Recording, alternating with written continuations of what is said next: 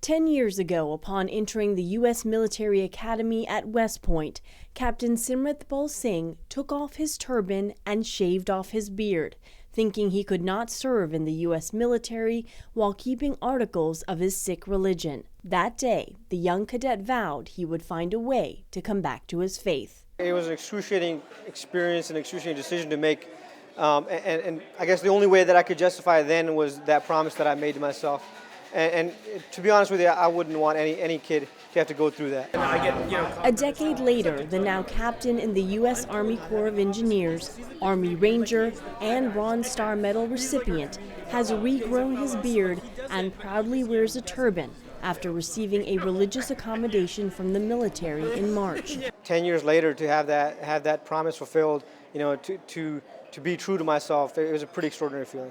But the road to inclusion was not a short or easy one for Singh and the other U.S. Sikh soldiers who recently received temporary waivers. Attorney Amandeep Sidhu with McDermott, Will and EMERY represented Singh along with co-counsel the Sikh Coalition and the BECKET Fund for Religious Liberty. He says Sikh service members must prove to the Army that keeping their turban, beard, and long hair has no effect on unit readiness, cohesion, and morale, or on health and safety standards. Yes, Sikhs have served in the U.S. military, but we'll prove it to you again.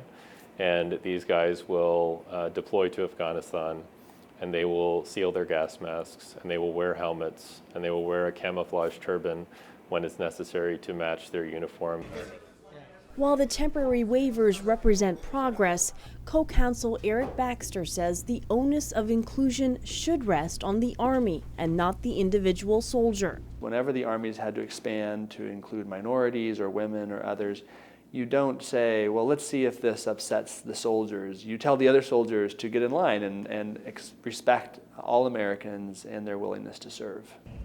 For emergency physician Major Kamal Kalsi, it took 50 congressional signatures and 15,000 petitioners in a letter to the Defense Secretary to obtain an accommodation in 2009.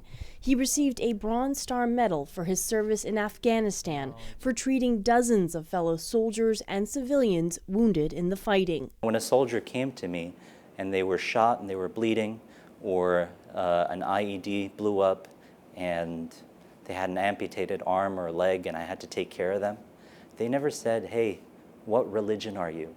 Kalsi, Singh, and other Sikh soldiers hope that temporary waivers pave the way for permanent regulations, allowing Sikh Americans to enlist without having to choose between their country and their faith. Aru Pande, VOA News, Washington.